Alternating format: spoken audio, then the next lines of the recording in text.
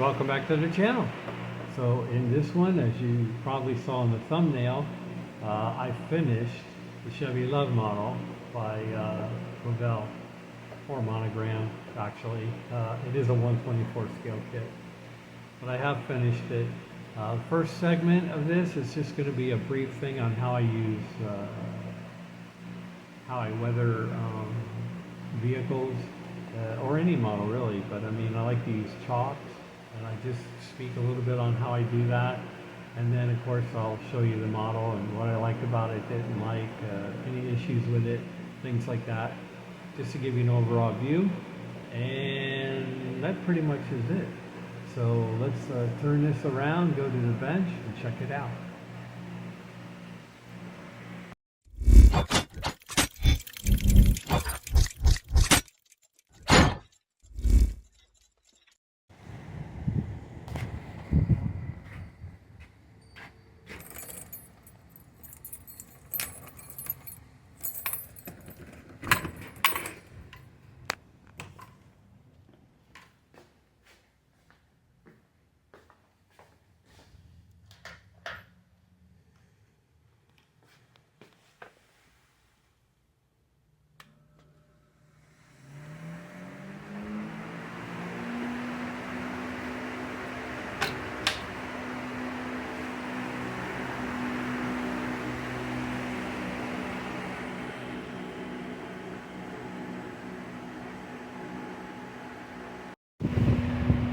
So let's see if we can do a little bit of weathering on this truck. Nothing exorbitant, but this is usually how I do. I like to use pastels for weathering because, for one thing, it looks realistic as far as it looks like dust and dirt. So, and I use, I have a collection of them here, and I have paintbrushes that I keep in here. So let's usually start with a dark color first, and then I just put it on here like that. Turn this around, and I usually just work it into the brush a little bit, and then I just go in there like that, spread it around.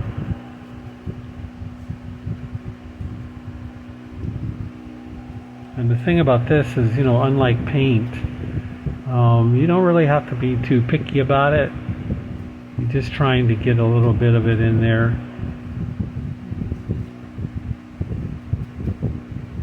And that's pretty much, how dust and dirt usually gets on a real vehicle. It has texture, like real dirt. Accumulates all over the place. But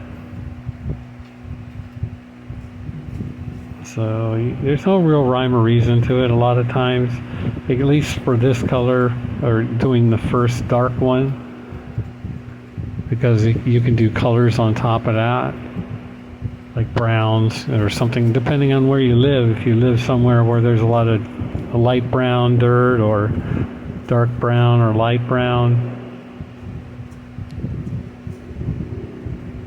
so you can just put all that in there.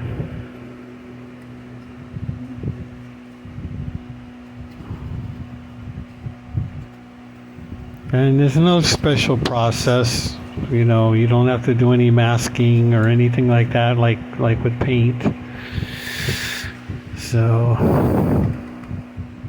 like I say, we're just going to get some black in here to try to give it some depth. Looks like the transmission mount popped off of there. So let's get something a little. Let's see if we can get up some dark browns in there, or since this is an orange color, I think we'd be better off with a brown.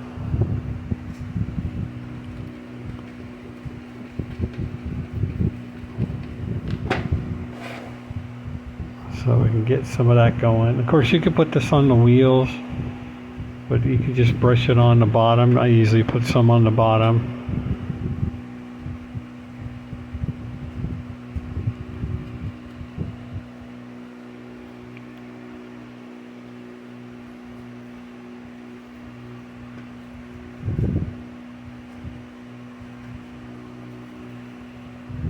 And you're not trying to like duplicate mud or anything like that because it's not wet. If you're living somewhere where you're just driving around and there's a lot of dusty roads or something to that effect,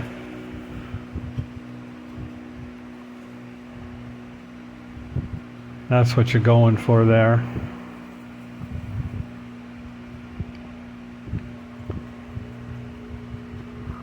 You can smudge it around.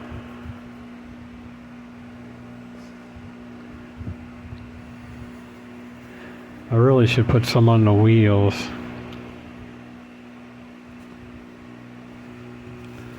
Just a little tricky doing on the camera.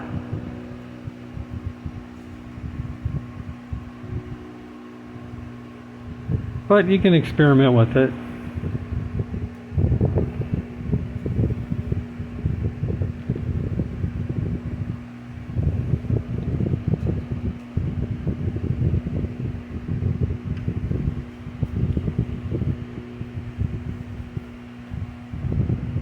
Doesn't matter if you get it on your desk, you can just wipe it up with a wet towel, typically. This will actually dull the chrome down a little bit. Put some on the back here.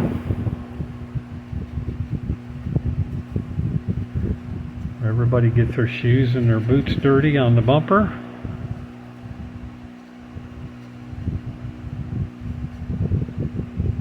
And even if you had a load in the back, you had like wood, or you had like trees, stumps or something, or whatever you have in the back, you could actually just go across like that. Just work it in there, since it has a texture on it.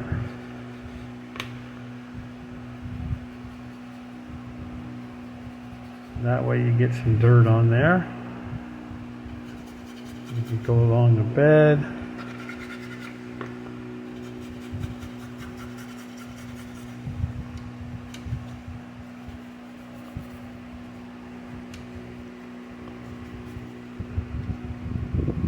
So there's a 4x4 that goes out a little bit.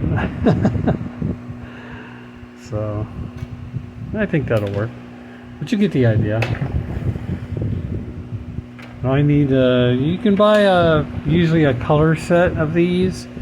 I do. That's a good idea because you think you're never going to use all the colors, but it really depends on what color the vehicle is and what you're doing and the conditions. You know, if your diorama or whatever you're doing is gray, it has gray rocks or gray sand or something like that, then you would want to use gray. But you can, you know, same thing with gray, black, orange, brown, any of those colors. I'm pretty sure I've used blue and some of the others before too. So you buy one set that's color, and then I bought another set where it goes from white to black.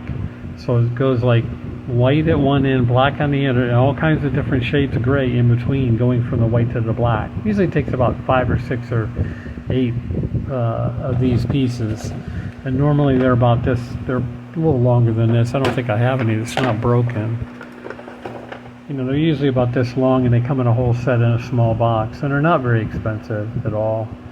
And then you see, you just rub them on the sandpaper, and they're very easy to use. I would use a brush that has like a bigger end on it like this, so it'll let the stuff attach to it, the chalks. And then keep the brush with the, so you don't use your regular brushes that have paint and stuff like that. I wouldn't mix those with these. I just keep these separate. And I don't wash them out or anything like that. I just throw it back in the box. There's no sense washing it out. You're going to be getting it dirty anyway. So, but this way you can put a little bit of dirt on there and make it look like it actually went off-road. So, and that's just a little trick that I do, and then we'll get a little more into this in just a second in the next segment. So I washed my hands. I got all the chalks off of it and wiped off the desk there. So here we go. We just got a little truck, and that's about it. take these out and I'll show you the truck real quick. This is the Revell high roller Chevy Luv 4x4. It's what is it? 1/24 scale, made in the USA. And it's not a bad kit. It went together fairly well. Some of it's kind of simple. Some of it is a little fussy because, you know, some of those older kits don't have really good location pins, or, you know, they're a little sloppy on the way things fit. So, but if you built older kits, you know, you're well aware of that, and there's always a little bit of that going on. The bed is molded as one piece, except for the tailgate. The tailgate doesn't open. I mean, it's technically you just glue it in. I guess you could modify it and make it so it's you know, hangs down, or you could glue it in that position and probably make some chains or something. I mean, it does have the latches there on the end, but it's molded all as one piece, so that's kind of makes it easy. And then it does have a small black Chevy in it, which comes with it. So that means you don't have to add a 3D engine or anything like that. And the hood doesn't stay open. It's a little annoying, but anyway, there it is. Just your basic small black Chevy. Plenty of room to add wires in there and all that if you wanted to go that far. Simple interior. One of the few times I painted my interior black. I don't normally use black because you can't see anything in there. But being a cab for a pickup truck, and it's not going to matter. Can't really see in there in this case. It comes with two sets of decals. One is orange, like this one here, and then the other one is a blue-gray, like I've used here. So I went ahead and did those on the side, all the way around. This decal here that goes on that I put on the window actually is the top part of the orange tailgate decal. I just simply cut it in half, trimmed the edges on it on the ends, and then used it for a graphic sticker that would go on the top of the window, which was popular. I guess it's still popular, but you don't see it like you used to on many vehicles. Maybe on trucks or commercial trucks sometimes you still see it. It comes with these wheels and tires. Of course, it's a 4x4.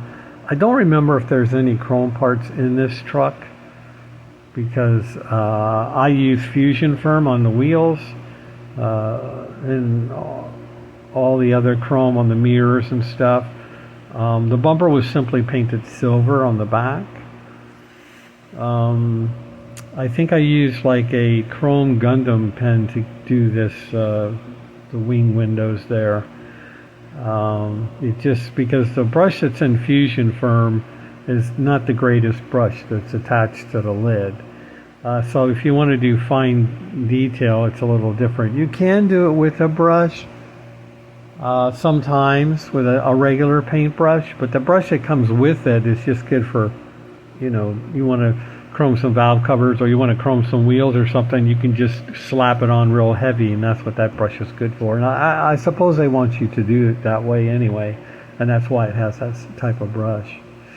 So I did have a little fit issue with trying to get this piece here on the front, because there's no real location way to get it on there. You just gotta stick it on there and glue it and hope for the best. So, but it's okay. I mean, it does fit, but it's not a really tight fit. It could be better. The underside, this truck only comes with side pipes, so there's no other exhaust system option. I got this one lined up, but this one here I was off when I put the header on, and I didn't want to snap the header off and line it all up. It's just a shelf model, so I said, well, you're trying to get that header back up in there. I just didn't think it was worth breaking it off and just to line that up. I mean, nobody's going to pick it up and look at it but me anyway. So other than that, I painted the bottom orange, the same color as the body, but I did hit it with dull coat so that it would be flat instead of shiny. And then of course you saw me weather it. to make it look a little more like a regular used work truck. And then I've used these for like some, you know, these could be cut for firewood or something, or whatever, I don't know, but they look good in the back. So that's pretty much it. It was a fair build, but I had fun with it. It was a good slump buster, so to speak, in the sense that I didn't want to build a model that I had to modify or buy parts for or anything like that. I just wanted to put it together. So that's what I did here, and I'm pleased with it. It was orange on the box, but it is molded in white.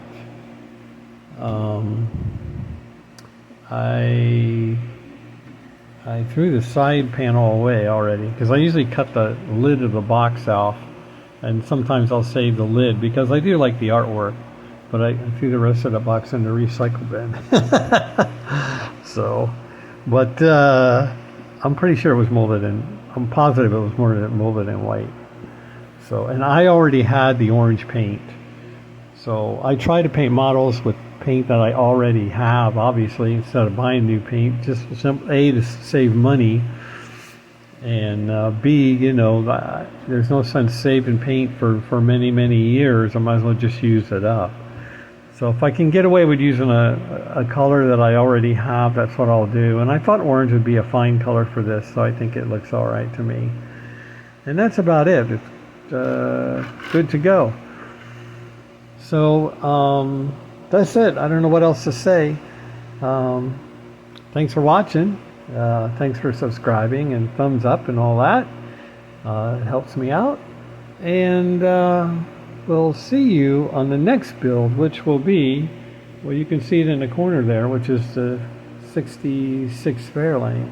But I'm not quite done with it. I've still got some more work to do, and I've done some chrome with the Fusion firm, so that won't be dry probably until tomorrow, so I won't be handling it much today.